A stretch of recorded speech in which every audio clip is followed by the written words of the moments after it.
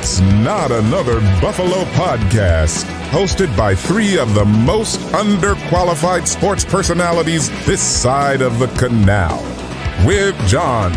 All you people out there who are like, these idiots don't know anything. First of all, you're right. And second of all, Pat. I'm just a dad talking in a closet, but I'm just saying. And Brando. We have this trust built on whatever it is, like Bibles and gold bricks and whatever Brandon Bean's drinking over there.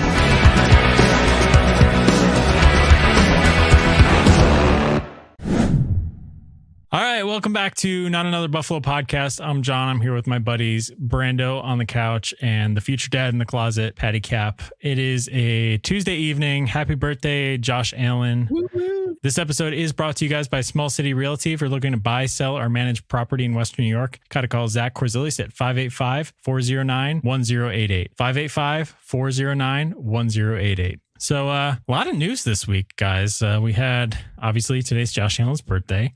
Scotty Scheffler got arrested before playing a round of golf. Like, that was a pretty big story to watch unfold. Yeah. The Bandits won the NLL championship for the second year in a row at home, which was big. Yes. Joe Burrow allegedly had some new hair on Twitter today, which turned out to be a hoax. But I'm going to have a top 10 later about that as if it wasn't a hoax, because I already had it done by the time I figured out it was a hoax. Yeah. What else? What am I missing? Bills are in OTAs right now as we speak. Like a high softball game was Saturday. Yep. Jordan Poyer said Josh Allen's the best quarterback in the league, even though Tua Tagovailoa is his new quarterback. So that's always funny. Well, he's not wrong. Let's talk about the Bandits for a second here, because we are watching something that hasn't been done in pro sports very often. Getting robbed of a season. The lady that I sat next to at the championship game last year, she was crying because she was talking about how they got robbed during the COVID season. And so this is also interesting. Let's go back. The Bandits drafted Josh Byrne, who won MVP and Offensive Player of the Year this year, first overall in 2016.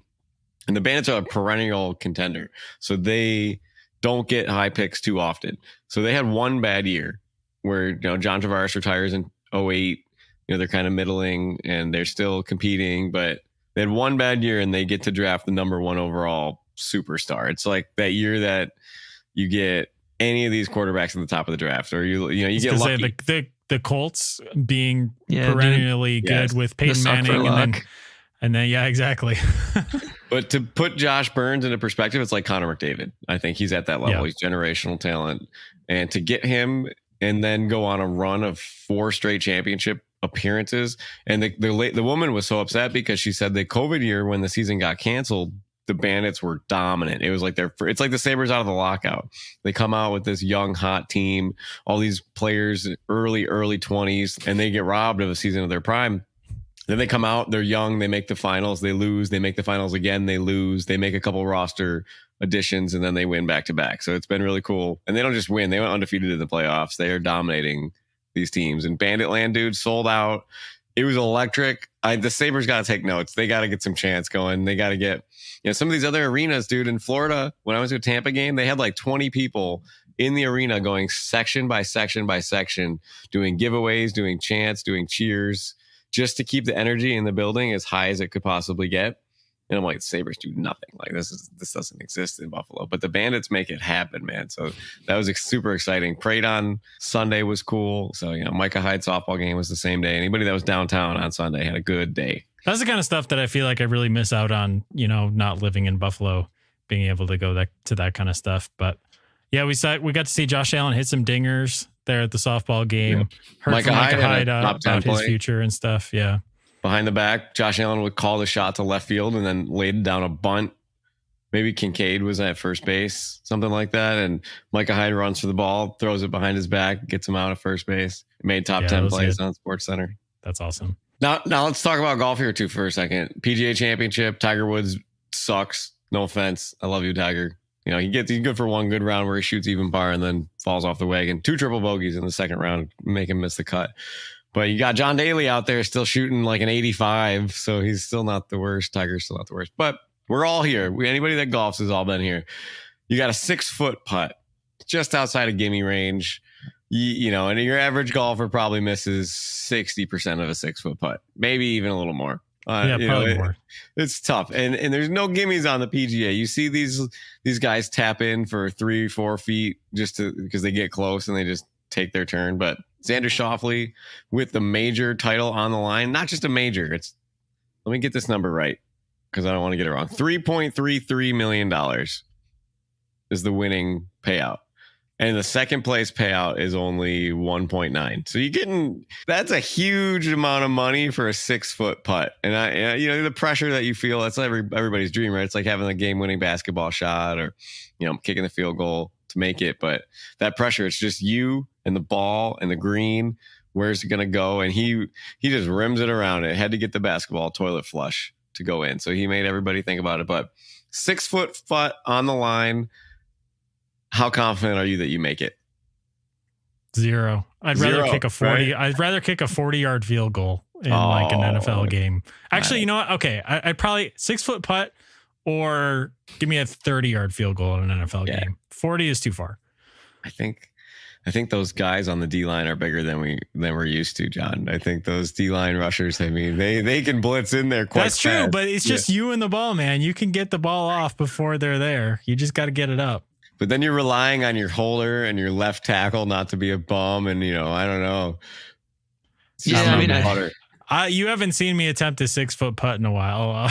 It's not great. Well, maybe I guess I'd take the putt. But I think for Xander, I don't think that it was that is a huge difference in money. But it's like he's the guy who doesn't have a major. And he's won all these things. And that was the monkey on his back was he didn't have a major. So now everybody turns to all the other people who don't have majors like Victor Hovland or I don't know who else you could list on that. But yeah, it was pretty exciting. And honestly, I haven't opened up Schmam Duel in I don't know, maybe 5 months since the Bills season ended, essentially was the last time.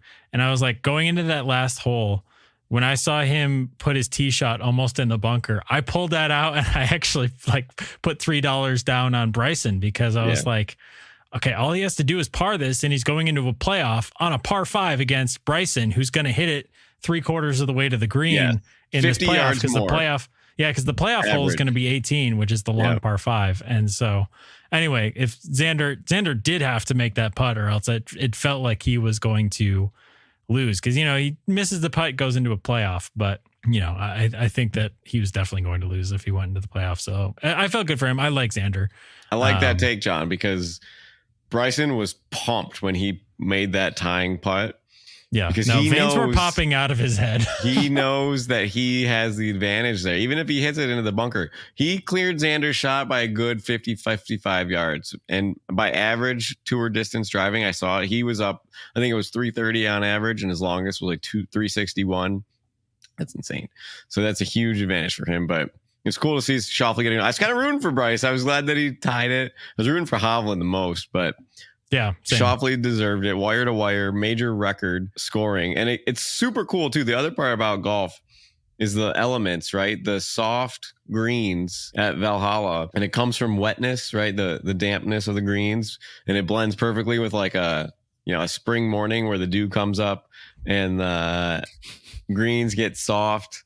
And you can spin the ball; they stick. It's like throwing darts at a dartboard, compared to something like the Masters, where the ball runs off all the time, and the rollouts are crazy for your irons. But that's why all the scoring, it was crazy. It was the lowest scoring major of all time by triple from the average score. It was minus 251. Right. Yeah, and the winning score was one below previous. I think the record for a major championship was 20 under par, and it would have. This was 21. So, and can we just rewind a little bit and talk about the fact that Scotty went to jail and shot a 66 that day? Yeah. The same day. Went to jail, got the mugshot, dressed up as Ricky Fowler, and then did a full freaking 66. Did you see how cool and calm he was? Well, didn't he say afterwards he said he was shaking? He was shaking, right? I was I'd be rattled for a full 72 hours after that. Yeah. The worst thing you can do in my mind, I've been rattled before. There are sports where you can get through that. Football, you're a little nervous before a game where you're okay, well, this guy's definitely going D1 and he's playing running back and we're going to have to freaking tackle him. And, I'm a 145 pound freshman who got pulled up to varsity and because of injuries. I'm not even supposed to be here. Like we've had that adrenaline rush before, and you can get through that in football and use it to your advantage. Golf, that's the worst. Any kind of anxiousness, I will shank balls so far. Yeah. Like if I get paired up with a stranger on the first tee, like my tee shot is going into the road to the left. It's so bad for me with nerves and golf and stuff like that. I'm so anti-clutch. And I think that's why I hate Scotty so much, because he's so robotically clutch. You know, he's not human. So what exactly was the offense? I mean, I heard that it was like, was it during traffic or something? He lipped off to a cop, and then there's no body cam footage. So then it's like, really, what happened? No, he never lipped off to a cop. There's no body cam footage apparently. I know. I feel like TMZ would have dug that up by now if there was. There was traffic because of a shuttle bus that hit a patron and killed them. So that was sad.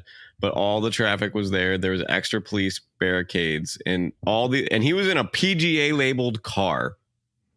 So he pulled into the median to pull around stopped traffic, right? Like all the other pros did.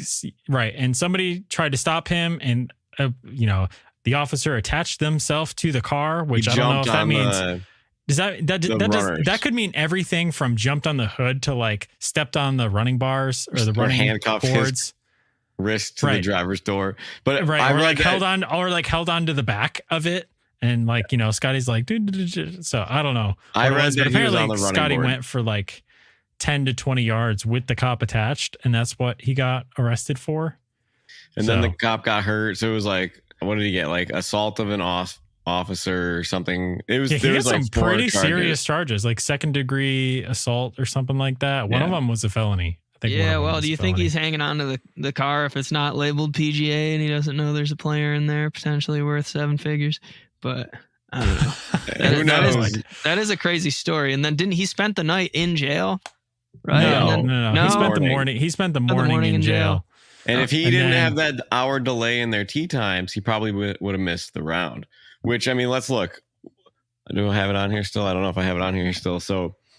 Well, I mean, that's like the chain of events where it's like you can't say like, oh, well, he was lucky to get that 1 hour, because also that 1 hour delay was caused by the pedestrian fatality which he probably wouldn't have had the traffic issue because of that afterwards. But think about it's just a crazy story. Like I was working with it on my second screen because I couldn't take my eyes off of like, what the heck is going on? It's one of those notifications you wake up to and you're like, does this say the right thing? Did they get the wrong name? Like, is this so it was crazy. But he finished 8th. He makes $521,000 for finishing in 8th place. Enough to pay his bail and then some. But imagine if he misses his round, he has to withdraw from the tournament. It's $520,000 for Scotty Scheffler. But they were talking about the crews there were extra guys, but they were all like, they all knew what golfers were and they all knew who played, like what was happening. They weren't just like a Joe Schmo pulled out from under a rock. So I'm curious to see what happens. But did you see that he didn't even say I'm Scotty Scheffler? Not once. Not once did he drop his name. I know. I kind of hate that I respect him for that, because I would like too, if man, honestly, I don't think I'm better than that. I think if in that situation, I wouldn't do it from a conceited standpoint or like do you know who my father is? It'd be like out of fear. Like I'm a golfer. Like I'm Scotty Scheffler. Like I'm supposed to be here. I'm supposed to pull around. Yeah. That's what they told me to do. I definitely, you think about it. I respect him a ton because I would be doing it. I would be so mad. I don't know. Maybe I'm a lesser person, but I would be so pissed. You're there at 6 a.m. for a 9 o'clock tee time to get warmed up. And now you got to go to jail. You're like, dude, talk about unfairness, man. Anybody that's just been working so hard at your craft. It's just unfortunate that the whole thing happened. So good for him for being such a good citizen. But the funniest part after the fact, but I don't want to like completely resolve him because we don't have footage. We don't know what happened. We don't know if like that guy jumped on his car and Scotty was like, F this. I'm like, I've been sitting in traffic all morning. I'm just going to drive and this guy will get off. And like, maybe he was doing something stupid. Bro, I would have driven to the locker room with the guy on my car. Like, look at, there's my locker. Are you kidding? There's my leaderboard right there, dude. Get off my freaking car. What are you doing? Who do you think you are? Get on my car. What are you doing? It says PGA golfer right here. Like, right, but wouldn't you just roll down the window and say that? Yeah, I mean, until he's like, I don't know. You never know what's going on with these guys. I don't think that your first reaction should be like the thing that you do when you're playing GTA 5. Like, there should be a difference between your real life reaction and your GTA 5 reaction. Like, am I wrong? I feel like I would be so fired up because I'd be like, I'm supposed to be here. You should know that I'm so. I talk about this as an employer for the Buffalo Bills. If we ever sniffed anything like that, all it does, like, and it happens regularly where it's like the guy's like, I'm Daryl Talley. I'm like, oh, you're good, bro. Like, I didn't recognize you. You're good. Or you didn't recognize Daryl Talley? I don't. It wasn't Daryl Talley. There was a guy. Okay, I was gonna say that needed to get in somewhere. And Josh Allen's parents, it happened. They're like, hey, we're Mr. and Mrs. Allen. We got to get through here. Like, go all you, man. I'm not putting up a stink. Like, who am I, man? Who am I to do this? And it's like, if this guy is in a PGA car turning down the street that only the golfers are going to, and somebody just jumps on your car, I'm like, I'm not trusting the situation. I'd be so mad. I'd be so mad. It's interesting that he didn't even have a driver. Also, it was him driving. Right. He drives himself to tournaments. Most people don't drive themselves, but I'm sure Scotty will probably have a chauffeur for the next one, though. I would hope. But anyway, did you guys see Joe Burrow's new hair? No, what is it? Let me see. This shouldn't make headlines. Like, who cares? Josh didn't get headlines. My girlfriend loves Joe Burrow. She thinks he's a certified Call of Cutie. So let me take a look here. Call of Cutie. Eric Andre show. He says, "Do you play video games because you're a Call of Cutie?" Oh, he's got the long hair. Oh God, John, remember when I used to have that flow back in the day? The Christ John flow. Had some flow like that. Here we go. John had some flow like that too. Yeah, I did. It didn't look that good. Anyway, again, we now know that this is actually fake. So do we? Is that legit? Take with that as you will. Yes, that it is. It is fake. So Joe Burrow was seen at practice. Yeah, I would say that. Then he got like a Kenny Loggins thing going on. Those of you on the Spotify side, you should be able to see video. Not an Apple Podcast. Sorry, that's Apple Podcast's fault. But Spotify or YouTube, you can see video. I'll put the picture in there. If not, just Google Joe Burrow new hair and you'll see what we're talking about. He's kind of got like a Anakin Skywalker episode 3 kind of vibe going on. 100%. Anyway, so my top 10 this week. Top 10. I haven't done it in a while. I have the top 10 things long hair Joe Burrow will be doing. This is PG. Yeah. That is a good question though. Because long-haired Pat, yeah. Very different list. So what he was, you got to pull up. There's like a couple pictures of when I was my most degenerate. So I am curious to know. I remember Pat. We have a good picture of you and me, and you've got some long locks going on. John had some sick flow too. So this is coming from two men with flow. So I'm curious to see what I had some greasy flow. That's for sure. But anyway. Top 10 things long hair Joe Burrow will be doing. Number 10, turning Gatorade into wine. Number 9, disregarding the high ground. Number 8, going undefeated in the regular season and losing to the Giants in the Super Bowl. Oh. Number 7, getting kicked out of Play 60 events for trying to sneak in a lightsaber. Number 6, appearing in the next season of Stranger Things. Number 5, starring in the live-action Hercules movie. You could probably do the soundtrack too, honestly. He's got like that old Michael Bolton hair going on too. So wouldn't doubt it. Number 4, executing Order 66. Number 3, hating sand. Sorry, I had to get 10 of these. Number 2, parachuting into Cowboy Stadium on Thanksgiving with arms wide open. And the number 1 thing that Joe Burrow will be doing with long hair, going 7 and 10. That'd be cool. I wish. Yeah. That'd be cool. We'll see. It'll be interesting how he does without the trio of wide receivers here because he's going to do great. T. Higgins might be back. Tyler Boyd, yeah, I guess is already gone. Yeah. If we think Josh is going to do fine, I think we have to say Burrow's going to do fine. We have to give them both the same respect. The dude's the only guy that's ever beat Mahomes in the playoffs. Same with the Ravens, who had more roster turnover than the Bills did. So, well, it's interesting that you say that about the roster turnover because big departures. Trent Sherfield's not a starter. Floyd, Murray, Jackson, Neal, Morse, White, Hyde, Poyer, Davis. 6 out of 8 captains, by the way, too. Yeah. Only two remaining captains are Josh and Von Miller. Okay. Nope. Metakavich isn't on the squad anymore. Nope. Metakavich is gone. Yep. So the key here is to talk about what's worse if you're a GM. and you guys can answer this too, and I'm going to use a couple examples from other sports.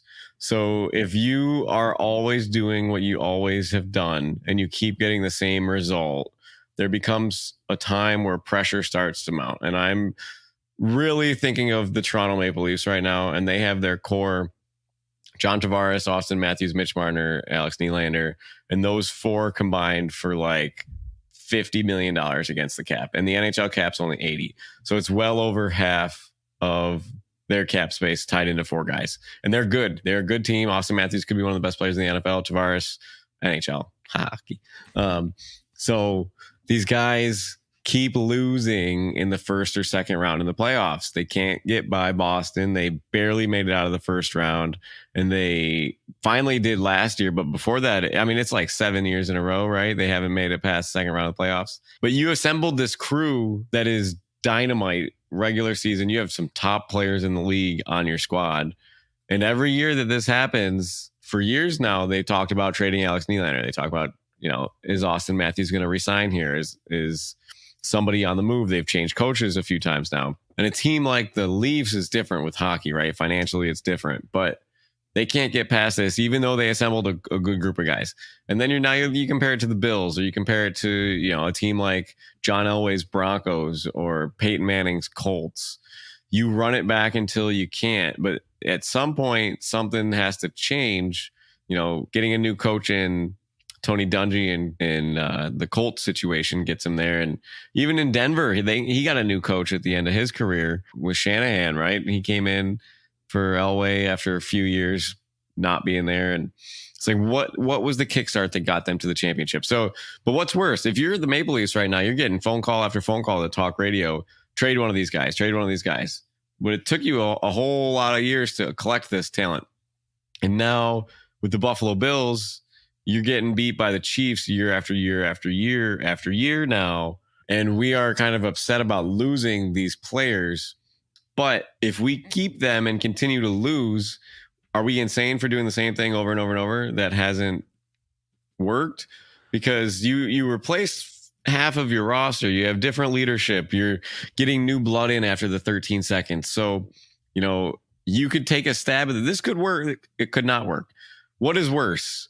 Riding with the guys that you have and losing to the Chiefs again next year that we had, and they age out or whatever, or at least giving it another shot. So I give Brandon Beane a little bit of credit here for not doing what he has always done, trying to make it work in a different way. So I don't know. If you're these other teams, what was Peyton Manning's roster turnover like? I feel like we're looking at the wide receivers here. Reggie Wayne, Marvin Harrison were with him for so long. Allen's not going to have that anymore. And these other quarterback wide receiver combos, but we've seen, you saw Brady go through players. You see these other teams kind of go through players. Just because we don't have that doesn't mean it can't work. So I don't know. What do you think? What's worse, sticking with the guys, even though they're successful, or trying to do something new because you haven't gotten over that hump yet? Well, I mean, I think fiscally it would make sense just to keep shuffling new players in there. And I feel like, yes, maybe from a wins-loss record, player turnover ratio doesn't really have a steady correlation between wins or anything like that. But if you're talking like a money perspective, if you do have higher player turnover and you're bringing in these younger players on cheaper deals or on rookie deals, really, I guess that does give you the opportunity to spend more on an additional splash player or something like that. You look at back in the day, you have the Pittsburgh Steelers in the 70s, and they got 8 Hall of Famers on the same roster. And so it's I guess playing those cap gymnastics, people have been doing in major sports for the past 30 years. You look at, you got MJ's, 6 rings. I mean, it's pretty much just him, Scotty, and Phil Jackson are the only 3 really that made it through all 6 championships. Yeah. So that turnover rate's got to be crazy. So, I mean, I don't think it's the end of the world, but I don't know what you think. And it's tough to compare to other sports because as soon as you bring in the salary cap, I could be wrong. I'm pretty sure that Pittsburgh Steelers team, I'm pretty sure there was no salary cap. There was no salary cap or free agencies.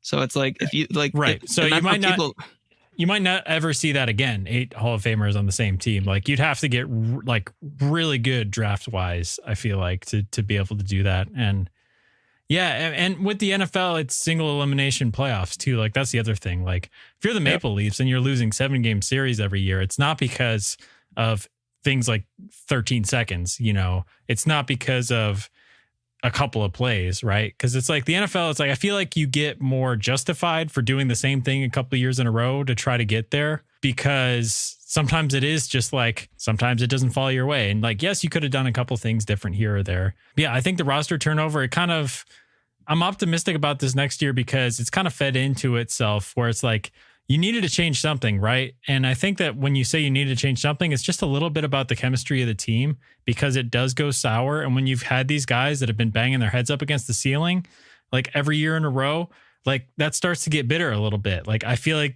Stefan Diggs felt like that. Yeah. I feel like Josh takes that hard. Each year you're coming back after hitting your head on the same ceiling.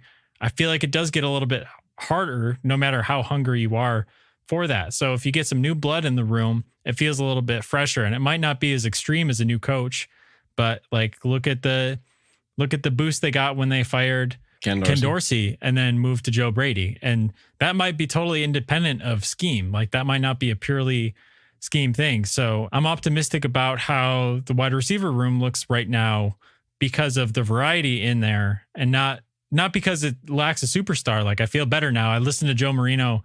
He brought up an amazing point. He's like, some of the guys who are watching OTAs right now are observing that, or there have been comments made about these guys, saying like, we understand how invested everybody is right now, even if you're not the one getting the ball. Because towards the end of last year, if you watch the film, Stefan Diggs kind of dogged some routes here and there. Trent Sherfield, on routes that you're supposed to run, what is it? It's called a bus ticket route, right? Where you're supposed to go long, but it's really just to drag a defender. You're not getting the ball. Like those are the plays where it requires a lot of effort and buy-in from wide receivers. And in a lot of ways, they weren't getting that from Stefan Diggs. He dogged some routes. Again, Trent Sherfield, he's playing the clear out route. He's not going 100%, and that caused one of Josh's interceptions. So if you get a young, hungry group of wide receivers, then maybe you can see improvement in that department. And maybe you're not going to see Josh having to force the ball to one player, and you're going to get a truly spread offense where week to week, it could be a different person thriving. And so that's just the result of one move where you just took one guy away and added all these other guys. So it's like, it's variety. I feel like we don't have to have the Sean McDermott conversation because we have a big roster turnover right now. Like you said, like you do have to change something if you keep banging your head up against the ceiling. I'm just glad that it's not Sean McDermott right now, because I think that would be a mistake this year, at least. He has proven, though, that he has been able to shuffle his defense with guys like Benford, Bernard, and Epinesa, Oliver, Rousseau, Taylor Rapp, Saran Neal. He has put together chess pieces when the chessboard has not lined up for him. And to be able to manufacture pressure through your scheme has always been something that like we always kind of want a little bit more out of. But I feel like with Leonard Floyd, we saw it. We didn't really replace Leonard Floyd. So maybe this is the time for him to earn the stripes on defense. But the question mark is the offense. Like that's the turnover side that we're worried about. I'm not really worried about. We paid a defensive head coach in a land of offensive head coaches. So if he's going to make his money work for him, he has to deliver a top 10 defense out of the box. If you're a defensive coach in the NFL, you got to give me a top 10 defense or your head coach contract's not worth it. So if Bobby Babich and McDermott can combine together here to create something out of their guys, let's see Joe Brady do something. There's replacements in house. There's talent there. And I give him credit for doing it, because if he loses to the Chiefs again, running it back with the same guys, his seat probably gets hot, right? Eventually, if you keep losing to the Chiefs. Yeah.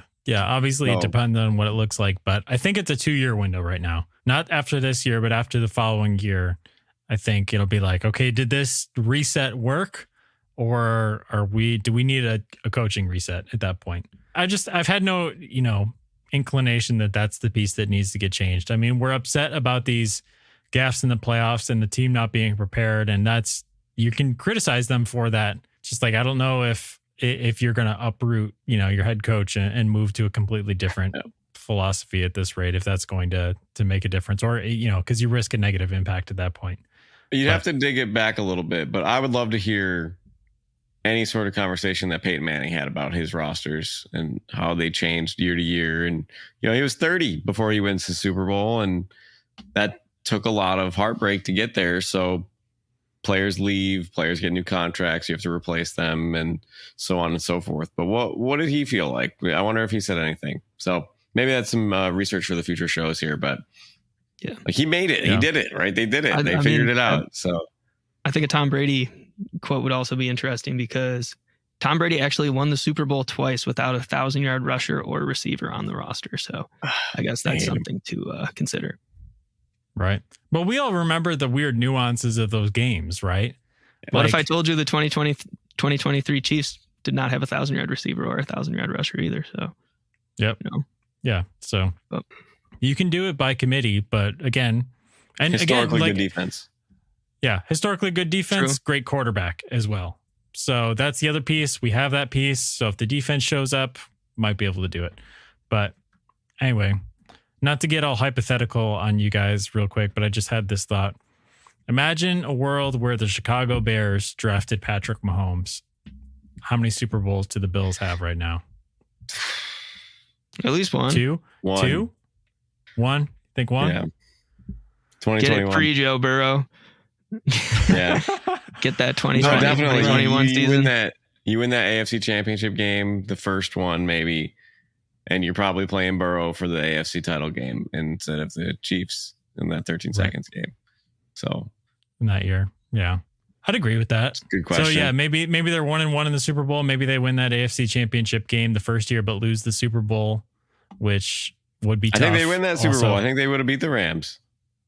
No, that's not the Rams year. That's the Rams year is the 13 seconds That's year. Tampa losing to Brady. Yeah. So. All right. So maybe we dodge that ball. But I got a hypothetical for you guys right now. So speaking of those very Bears, their over under on wins right now is 8.5. So I mean, with the hook, you're talking 9 games. Do they win 9 games? I like them for 9 and 8. Not in their division, I don't think. No, you might be right. I don't know. Green Bay's too good. Detroit's too good. I was looking at Detroit's win total. I think it's 10.5, and I wanted the over on that. Remember, Green Bay owns the Bears like the Bills own the Dolphins. Right? Jordan Love just took over ownership of that from Aaron Rodgers.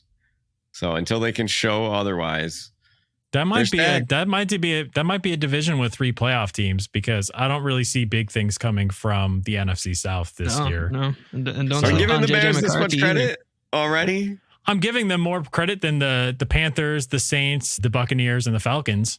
Like I'll take them over. I mean, also the Falcons will probably win that division. But I think the Bucs and the Falcons are not to sleep on. Oh, I don't know. I'd like to see the Baker redemption arc continue, but me too. That's what I'm saying. I think he'll be okay. We got to write this down. Put my money on Falcons for that division though. Okay. Just this year. I think addition by subtraction. Arthur Smith gone. Up. Arrow up. I don't disagree with that. That's true. That's true. Mustache. All right. I got one more game for you guys before we close out here. This was inspired by a Joe DiBiase tweet, so I want to give credit there. So Brandon, if you've seen this already, I know Pat probably hasn't. All right. So today's game is called Who Does This Backup Quarterback Play For? And I saw this tweet and I didn't realize the turnover this year in backup quarterbacks. I totally forgot that these guys had gone these places. So I'm going to name a quarterback and you're going to tell me what team they are signed with currently. And if we get more than half, I'm going to be freaking amazed. Wow. All right. You ready? Yep. Yeah. Let's start off with a quote unquote easy one. Joe Flacco. Who's Joe Flacco signed with right now? He didn't sign with anybody, right? No, I don't think he's with the Browns. He's not with the Browns. Not with the Browns. Broncos? Nope. Chargers? Nope. Joe Flacco is a Colt. Really? All right, next up. Next up. Good signing. Yeah, for AR. Next up, Jameis Winston. Saints? No. Oh, Vikings? Nope. Ravens? It's not the Steelers. AFC or NFC? AFC. Is he on the Browns? Yes. Jameis Winston is on the Browns. All right. Because I remember him talking about how he has a chance there because Watson, he thinks he can play. So that'll be a good battle. I think he's going to play too. I think Watson's going to get injured or suck. So anyway, next up, our boy Carson Wentz, Mr. 7 teams here. LA. At least 7. Nope. Really? The Rams? He's not on the Rams? I think he was last year. Well, let's see. He's played for the Colts. He's played for the Commanders. I mean, obviously the Eagles. These guys all Jaguars? signed. Nope. They all have deals. Top of the AFC. Chiefs. Yeah. All right. Mason Rudolph. Kevin Rudolph, let it rock. Mason Rudolph. Obviously, it's not the Steelers. Did he switch Sounds to like go a Raiders to the signing. Broncos? Mason Rudolph is a Titan. Oh, Wow. All right. Desmond Ridder. Saints. I was high on him last year. Desmond Ridder is a Cardinal. Okay. Marcus Mariota. This is like musical chairs. Eagles?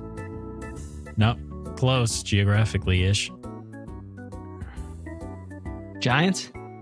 No. Steelers? Washington. Commander. Mariota is a commander. Mac Jones. You probably should get this. Jaguars, yeah. There you go. All right, we got one. Nice. Hey, I got Mariota. How about Josh Dobbs? This is funny. I can't keep track of this stuff either. But Josh Dobbs is a 49er. 49er this year. And last up, Kenny Pickett. Do we remember where Eagles. Kenny Pickett went? Eagles. Nice job, Philly. Pat. All right, so we got 2 out of however many. Wow. And 3 if you count the one that I, led Brandon to like a lost sheep. But so 2.5. 2.5. Boz with Brando. New segment. Hey, Browns, I got Winston. That's true. All right. Well, that's hard. That was hard. That was really hard. I was going to say, if I didn't have that in front of me, I wouldn't have known any of that stuff. I mean, we're Bill centric. We focus on the Bills, and these transactions happened probably over a month ago for most of them. And the NFL moves fast.